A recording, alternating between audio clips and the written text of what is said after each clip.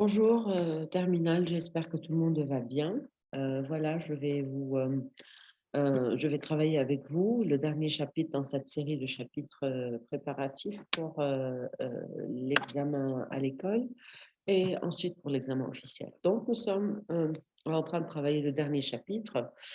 On peut se poser des questions sur, après avoir fait toute cette petite étude sur les sciences, après avoir réfléchi à plusieurs problématiques autour des méthodes scientifiques et de certaines sciences, on peut se demander qu'est-ce que la philosophie et si jamais la philosophie a toujours, a toujours encore une place dans le travail intellectuel des penseurs.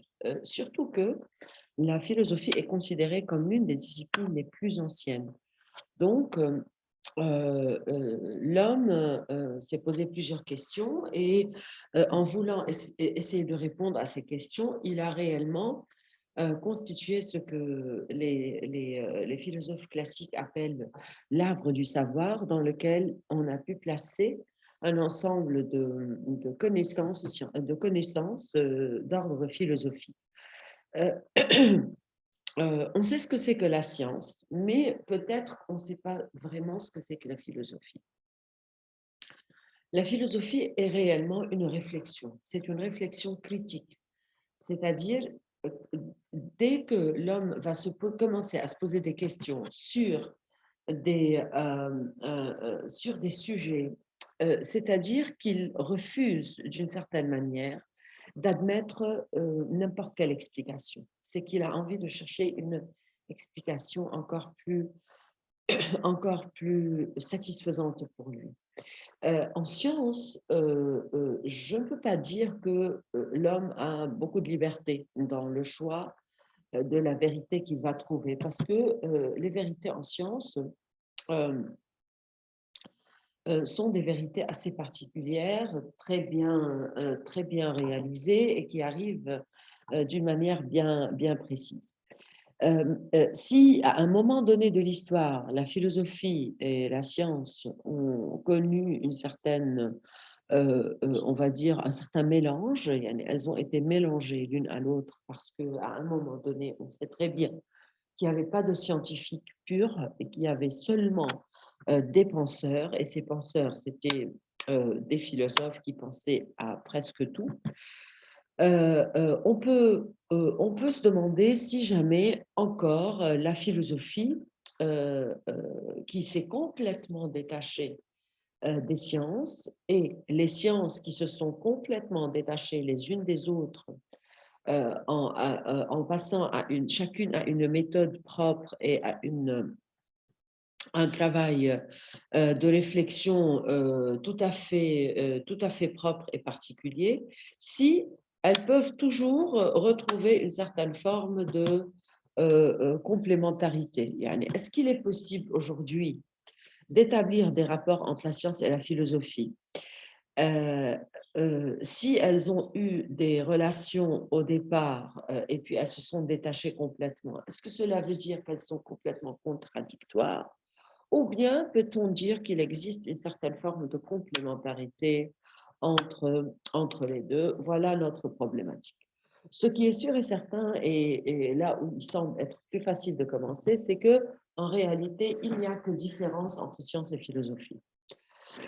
On commence par la nature de chacune de ces sciences. La nature de la philosophie est réflexive, elle consiste en une réflexion critique et rationnelle sur les dimensions de la vie humaine. Donc, il y a quand même une certaine on va dire, largesse, généralité dans les questions qui sont posées en philosophie, alors que nous retrouvons beaucoup de spécificité. Donc, la science est très spécifique, elle va droit au but et elle, souvent, comme on l'avait dit dans la méthode scientifique, il faut qu'elle délimite le sujet de son étude. Donc ça, c'est la première différence. En science, il y a des méthodes et des techniques bien précises pour chaque science, alors que nous pouvons retrouver une seule et unique méthode en philosophie. on peut dire aussi qu'entre la philosophie et la science, il existe une grande différence quant à la nature de la relation qui existe entre le savant qui pense et l'objet qui est pensé. En philosophie, le philosophe n'hésite pas à s'inclure dans l'étude qu'il est en train de faire. C'est-à-dire, on ne va pas dire que c'est subjectif, c'est rationnel, c'est vrai, mais quand même, le scientifique, il y a beaucoup plus d'exigences pour le scientifique que pour le philosophe quand il s'agit d'étudier un, un sujet donné, de telle sorte que le savant peut complètement se détacher de sa propre étude scientifique, mais un philosophe, c'est sa philosophie, il ne peut pas vraiment s'en éloigner. Alors, quand il s'agit d'examiner les résultats de l'une ou l'autre de ces deux disciplines, nous allons trouver que la philosophie ne peut pas nous donner réellement un grand nombre de réponses finales. Alors qu'en science, on cherche des vérités qui doivent être appliquées et qui peuvent être applicables et sur lesquelles on peut compter absolument. Donc, cela ne veut pas dire, attention,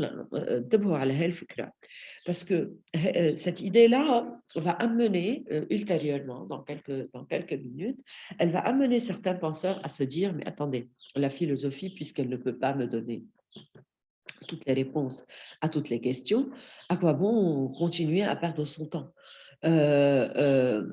avec donnons seulement tout l'espace de la recherche à la science et ainsi nous pourrons peut-être avancer dans notre compréhension de l'humanité. Donc, l'idée principale qu'il s'agit de mettre en évidence entre l'état d'esprit du philosophe et celui du scientifique, c'est que le scientifique est quand même sous plus de pression de pouvoir trouver les réponses et non pas de ne pas arrêter de réfléchir et de conceptualiser comme le fait facilement le philosophe. L'homme reste au centre de la recherche philosophique, alors que quand il s'agit de parler de science, on sent que le scientifique, c'est vrai qu'il s'intéresse à l'homme aussi, mais il ne s'y intéresse pas de la même manière que la philosophie. Il s'y intéresse en biologie, il s'y intéresse en physique, il s'y intéresse dans des sciences spécifiques en le découpant, alors que le philosophe s'intéresse à l'homme d'une manière qui est absolument générale. La philosophie se présente à la fin de la vie, par exemple, comme réflexion sur le vécu, alors que la science cherche par des connaissances, par la connaissance des lois de la nature, à prévoir la vie et à améliorer avant même que cette vie ne soit vécue. Le philosophe, il est impliqué dans la vie en la vivant, alors que le scientifique, il peut se situer dans un autre emplacement.